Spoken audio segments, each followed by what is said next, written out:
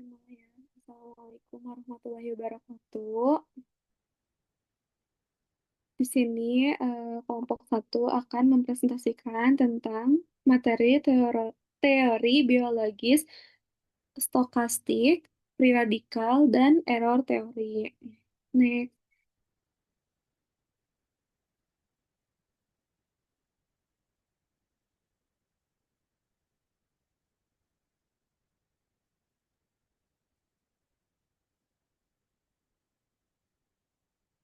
Oke, lanjut. Di sini ada nama anggotanya, ada Amalia, ada Nabila, ada Naisha, ada saya sendiri, Salsabila, dan Triwulan.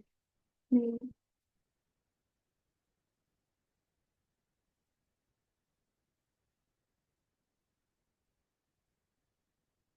Nah, di sini ada konsep radikal bebas.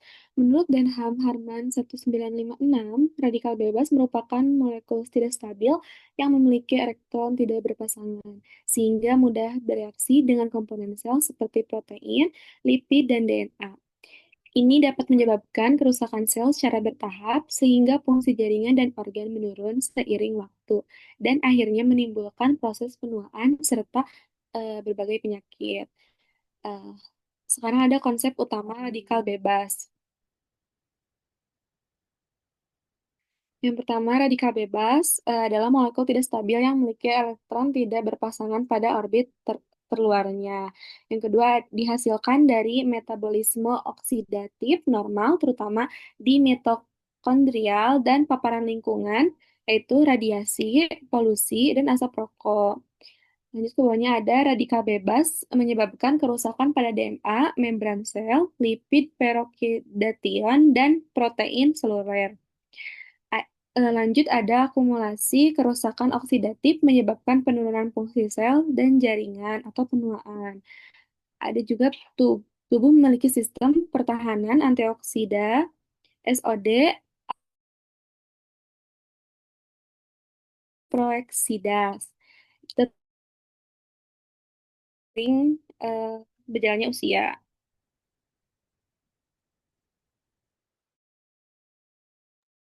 Nah, baik. Selanjutnya di sini ada mekanisme kerusakan oksidatif. Nah, ini tuh kerusakan oksidatif itu ialah proses ketika radikal bebas itu merusak jaringan-jaringan dan sel-sel tubuh gitu.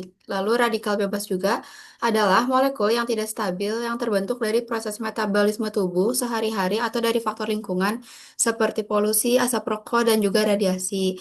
Pada kondisi normal di tubuh itu memiliki antioksidan yang berfungsi sebagai penetralisi radikal bebas. Namun, pada lansia, kemampuan tubuh juga untuk melawan radikal bebas ini mulai menurun seiring bertambahnya usia. Lalu juga sehingga jumlah radikal bebas menjadi lebih banyak dan kondisi ini disebut oxidative stress. Boleh di next.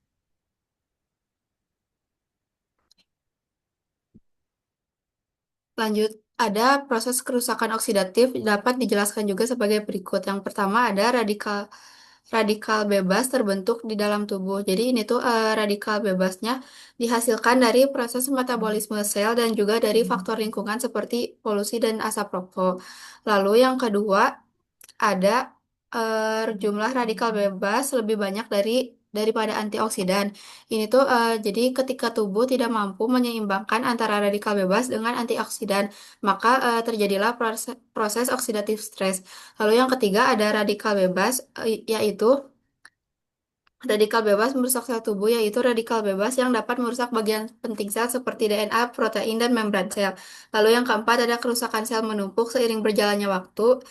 Dan dari kerusakan ini dapat terjadi menyebabkan fungsi sel menurun dan akhirnya berkontribusi pada proses penuaan serta penyakit degeneratif pada lansia. Boleh dilanjut.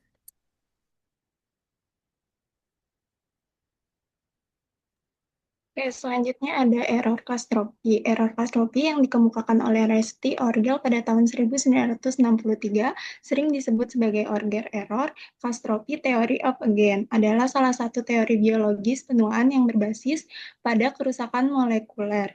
Teori ini berfokus pada bagaimana kesalahan dan sistensi protein menumpuk seiring berjalannya waktu, menyebabkan kerusakan seluler yang semakin parah sehingga mencapai titik bencana atau kastropi yang mematikan sel. Boleh dilanjut? Lalu ada konsep utama error teori atau teori kesalahan. Yang pertama ada kesalahan terjadi dalam proses transkripsi dan translasi DNA. Kemudian menjadi protein yang dihasilkan tidak sempurna atau error transtropi. Yang kedua ada protein yang salah, tidak dapat berfungsi optimal dalam metabolisme sel. Dan yang ketiga akumulasi kesalahan menyebabkan gangguan fungsi sel secara keseluruhan. Dan yang terakhir semakin tua usia, semakin banyak kesalahan yang terakumulasi, lalu kemudian menjadi penuaan dan kematian sel. Di situ ada contohnya, boleh dilihat di poster yang terlampir, belum di slide sebelumnya, mohon maaf. Oke, di situ ada poster contohnya. Di dalam gambar itu menjelaskan teori kesalahan dengan perumpamaan pabrik mainan. DNA diibaratkan sebagai buku petunjuk pembuatan. Jika petunjuk dan proses berjalan dengan baik, maka hasilnya akan menjadi sempurna. Tetapi jika terjadi kesalahan atau kerusakan dalam proses pembuatan, hasilnya menjadi cacat.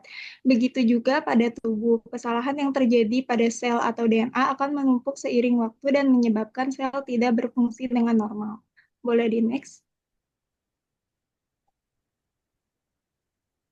Oke, di dalam 3 artikel yang diterbitkan oleh Dr. Leslie R. Orgel menjelaskan bahwa pemeliharaan integritas struktur DNA sangat penting untuk keberlangsungan hidup sel dan pewarisan informasi genetik yang akurat ke sel anak.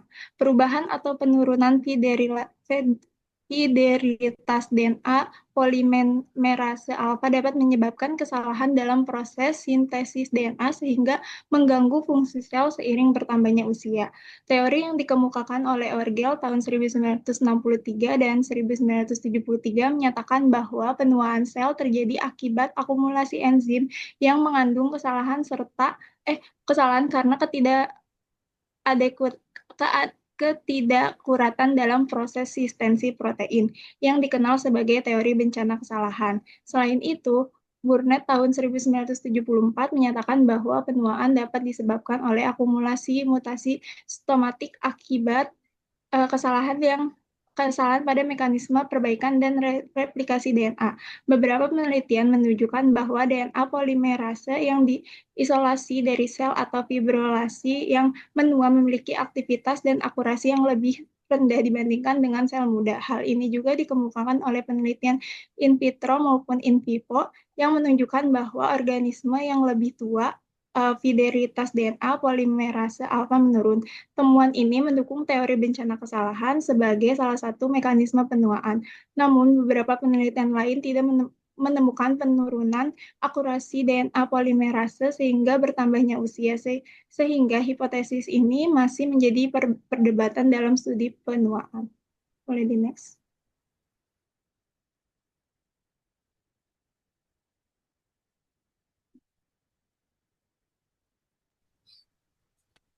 Oke, selanjutnya ada bukti ilmiah gitu. Di sini aku ngambilnya dari beberapa penelitian atau eksperimen gitu ya. Yang pertama, untuk yang teori radikal bebas itu oleh Untari, Kairunisa, Sani, dan Alifa tahun 2025 itu menyebutkan dan menunjukkan bahwa paparan H2O2 itu sebagai simulasi radikal bebas pada sel epitel manusia, menyebabkan peningkatan signifikan kerusakan DNA yang diukur dengan biomarker 8-OHDG, di mana enzim repair OGG1 masih mampu bekerja pada dosis rendah tetapi mengalami overload pada dosis tinggi. Ini tuh mendukung konsep akumulasi kerusakan oksidatif seiring usia.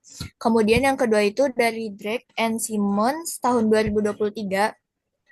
Dia tuh membuktikan bahwa tikus yang menjalani restriksi kalori 30% mengalami penurunan ROS mitokondria bersamaan dengan peningkatan umur itu sebesar 20%. Dan yang dikonfirmasi melalui overexpression gen SOD2 itu memberikan bukti kuat mekanisme di tingkat hewan. Kemudian yang terakhir itu ada dari konsen ANA dan NERS-H itu tuh membuktikan dari meta-analisis kalau yang ketiga ini dia tuh menemukan bahwa suplementasi NAC dan COQ10 pada lansia itu berhasil menurunkan biomarker oksidatif kayak MDA dan 8-OXODG sebanyak 20-30%, tetapi tidak berdampak signifikan terhadap penurunan mortalitas kardiovaskuler atau pemanjangan umur. Jadi, dia tuh menunjukkan terjemahan ke klinis manusia itu masih lemah untuk teori yang radikal bebas ini. Kemudian untuk yang error teori ini, dia tuh beda sama teori radikal bebas karena dia tuh memiliki dukungan empirisnya tuh jauh lebih lemah dibanding eksperimen yang modern. Yang pertama itu dari Holland et al. 2017, dia tuh menunjukkan sel yang menua itu mengalami peningkatan kesalahan translasi protein. Kemudian yang kedua itu ada dari Hoppes tahun 2002, itu terjadi penumpukan protein abnormal atau misfolded protein yang berhubungan dengan penyakit neurogeneratif kayak Alzheimer. Kemudian eh, dari Mid Holland juga gitu ya, mekanisme perbaikan sel itu masih mampu memperbaiki sebagian kesalahan tersebut sehingga teori itu dianggap memiliki dukungan bukti yang lebih terbatas dibandingkan teori radikal bebas. Nah, berdasarkan dua bukti ilmiah itu dapat disimpulkan gitu ya, kalau misalkan teori radikal bebas itu memiliki dukungan bukti, ya eksperimennya tuh cukup kuat, terutama pada penelitian lab dan juga hewan. Kalau misalkan yang error teori ini, dia tuh memiliki buktinya tuh lebih terbatas dan sebagian penelitian modern tuh nggak sepenuhnya mendukung teori tersebut. Tetapi teori ini tuh yang error teori itu masih bisa dipakai untuk memahami mekanisme biologis proses penuaan.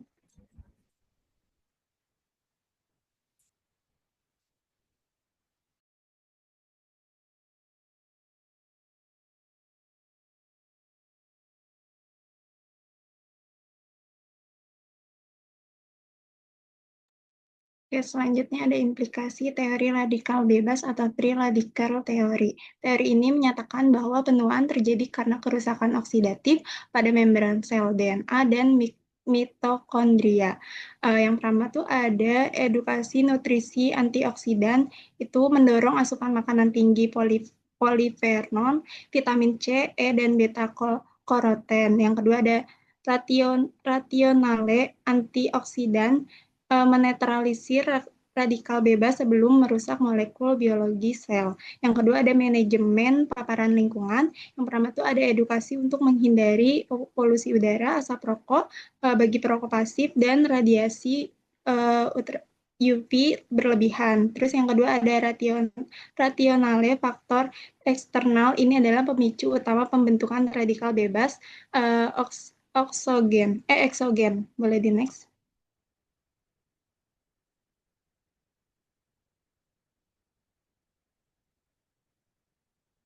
Lanjut, yang ketiga itu ada aktivitas fisik terukur. Yang pertama itu ada menganjurkan olahraga aerobik intensitas sedang secara teratur. Yang kedua, rasionalnya, olahraga rutin meningkatkan produksi enzim antioksidan endogen tubuh seperti superoksid dismutase tanpa membebani metabolisme secara ekstrim. Boleh di next.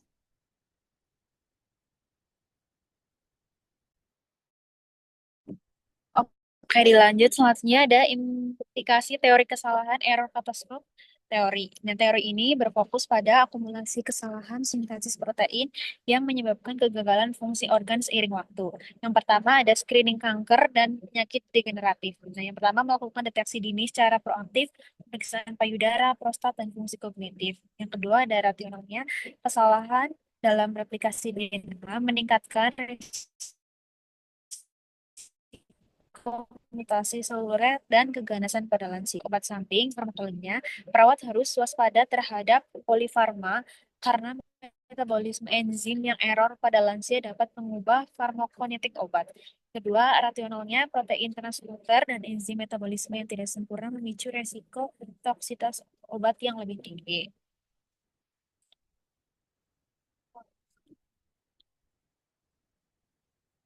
Boleh di next. Yang kedua ada yang ketiga ada stimulasi kognitif. Yang pertama memberikan aktivitas brain gym atau terapi kognitif. Rationalnya membantu mempertahankan jalur neoplastisitas di tengah belum teh membantu mempertahankan jalur neoplasitas di tengah akumulasi protein abnormal dalam sel saraf. Boleh dilanjut. Nah, baik, di sini ada kasus klinis. Nah, kasusnya tuh ada seorang perempuan berusia 70 tahun datang ke puskesmas dengan keluhan mudah lupa, cepat lelah, dan sering merasa pusing. Pasien juga mengatakan bahwa ia jarang berolahraga dan sering mengkonsumsi makanan cepat saji daripada sayur-sayuran dan buah-buahan. Selain itu, pasien juga tinggal di daerah dengan polusi udara yang cukup tinggi karena berada di dekat jalan raya.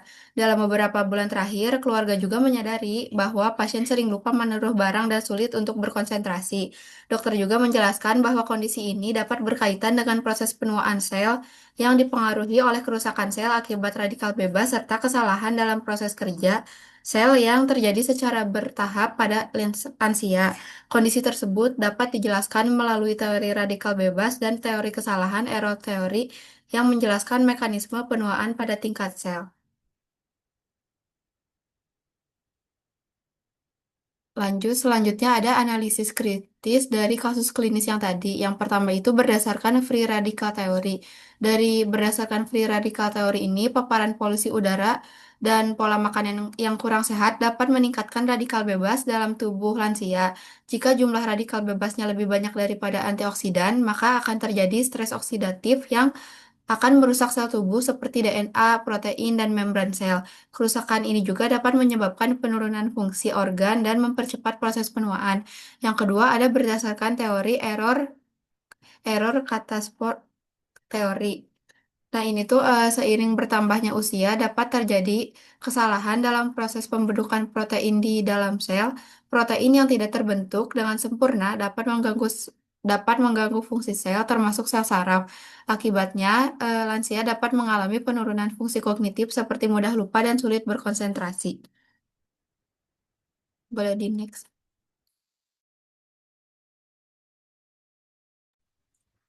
Oke, selanjutnya kesimpulan dari yang tadi kita bahas gitu ya. Jadi teori biologis stokastik itu menjelaskan bahwa proses penuaan terjadi akibat akumulasi kerusakan pada tingkat sel yang berlangsung secara bertahap seiringnya waktu. Dua konsep utama yang dibahas adalah teori radikal bebas dan error teori.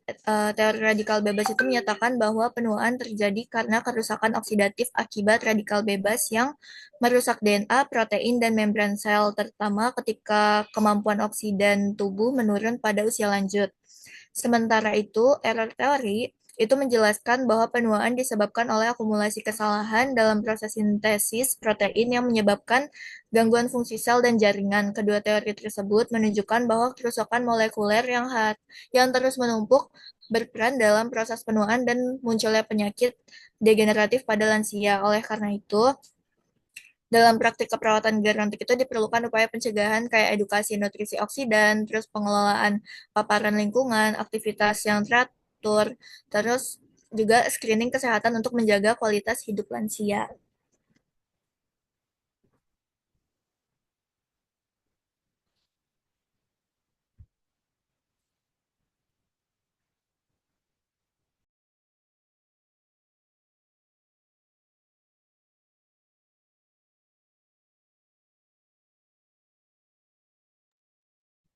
Nah, sebelum kita tutup, dari kelompok 2 ada yang ingin ditanyakan terlebih dahulu ke kelompok 1? Aku mau nanya. Boleh, Nafisa. Oh, Nafisa dulu. Oke, makasih ya kelompok. Sebelumnya perkenalkan nama aku Nafisa Wanda dengan NIM 2305106.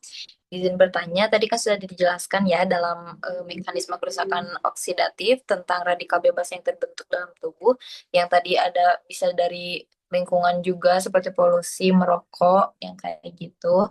Izin bertanya, jika dalam masa mudanya lansia tersebut ini sangat terjaga, misalnya tidak merokok dan berada di lingkungan yang baik gitu, apakah hasilnya akan tetap sama gitu di masa lansia nanti dengan lansia yang di masa mudanya itu lingkungannya itu penuh polusi dan merokok. Seperti itu. Terima kasih. Oke, boleh tadi Naila. Naila Ramadhani ya. Oke, izin bertanya ya. Perkenalkan nama aku Naila Ramadhania dengan NIM 2304812. Aku mau nanya, apakah kesalahan dalam pembentukan RNA dan protein di error teori tadi itu bersifat reversibel atau bisa diperbaiki, ataukah akan selalu berujung pada kematian sel? Jelasin alasannya kenapa. Oke, terima kasih Lala. Boleh dilanjut ke Santa. Oke, izin bertanya. Perkenalkan nama aku Santa dengan NIM 2308936. Pertanyaannya tadi kan sudah dijelaskan mengenai teori radikal bebas. Nah, diet seperti apa yang memang harus diterapkan untuk teori radikal berdasarkan teori radikal bebas ini supaya bisa mencegah penuaan dini? Secara spesifik maksudnya dietnya seperti apa? Terima kasih. Oke, kelompok izin diskusi terlebih dahulu ya.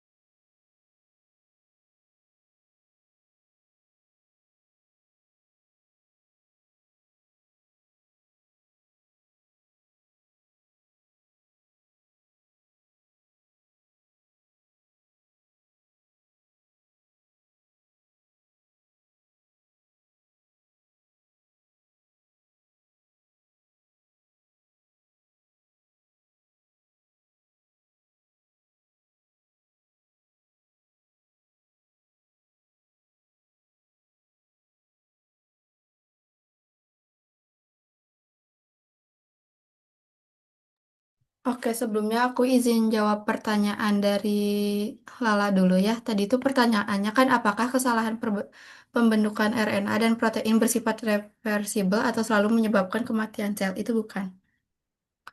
Nah, mungkin dari aku izin jawab ya, hasil diskusi kelompok, kesalahan dari pembentukan RNA dan protein itu tidak selalu berujung pada kematian sel karena eh, dalam sel juga terdapat berbagai mekanisme perbaikan. Nah, di dalam sel juga memiliki beberapa sistem yang terkontrol kualitasnya seperti DNA, repair, dan juga RNA. Nah, jadi mekanisme degradasi protein abnormal itu eh, berfungsi memperbaiki atau menghancurkan molekul yang salah agar tidak mengganggu dari fungsi sel yang lainnya. Namun, jika dari kesalahan tersebut terus-menerus terjadi dan akhirnya menumpuk, kemampuan perbaikan sel juga dapat menurun, terutama pada lansia gitu. Dan akumulasi kesalahan yang tadi juga dapat menyebabkan dari gangguan-gangguan fungsi sel seperti penurunan aktivitas metabolik hingga kematian sel yang pada akhirnya tuh terjadi kontribusi terhadap proses penuaan. Apakah terjawab? Jawab, masih.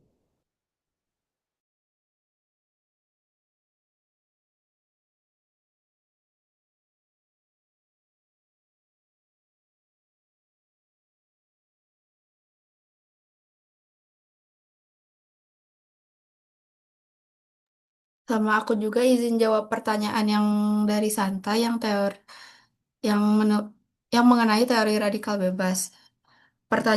Pertanyaannya tuh berdasarkan teori radikal bebas yang dikemukakan oleh Denham, proses penuaan yang dipengaruhi oleh akumulasi radikal bebas yang menyebabkan stres oksidatif dan kerusakan sel. Oleh karena itu, intervensi diet apa yang tepat untuk lansia? Gitu ya pertanyaannya.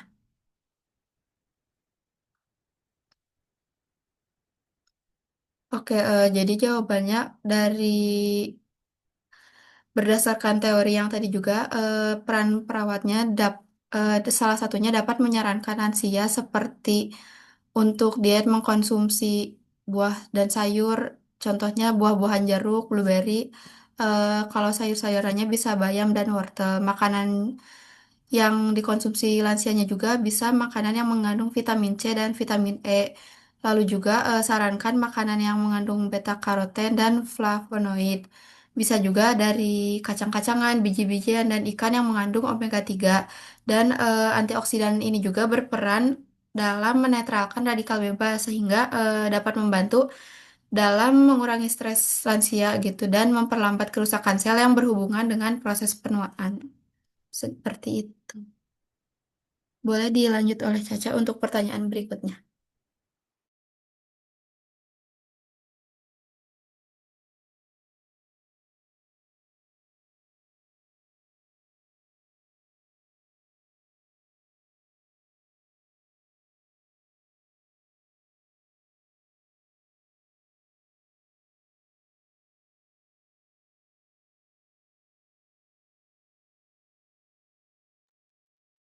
Oke, baik, aku izin jawab pertanyaan dari Nafisa. Jadi itu pertanyaan dari Nafisa. Dalam metabolisme kerusakan oksidatif dijelaskan tentang radikal bebas yang terbentuk dalam tubuh. Nah, jika dalam masa muda lansia tersebut sangat terjaga dan tidak merokok dan berada di lingkungan yang baik, apakah tetap mempengaruhi kerusakan oksidatif di masa lansia nanti? Gitu nggak ya pertanyaannya? Iya, betul.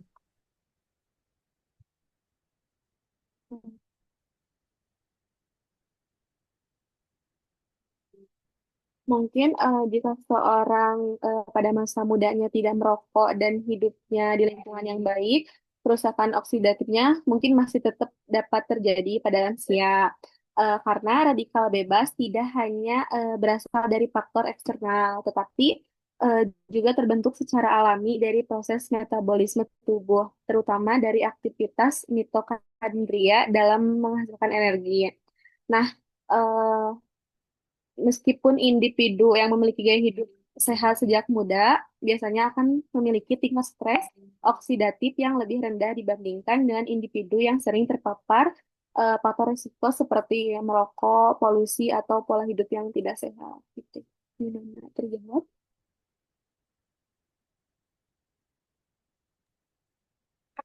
Terjawab, Nafisa. Oke, kalau sudah terjawab semua, kami dari kelompok satu izin pamit undur diri. Terima kasih atas partisipasi dari kelompok 2. Kami tutup. Wassalamualaikum warahmatullahi wabarakatuh. Waalaikumsalam. Wabarakatuh, makasih. Ada lob. Iko gak ada?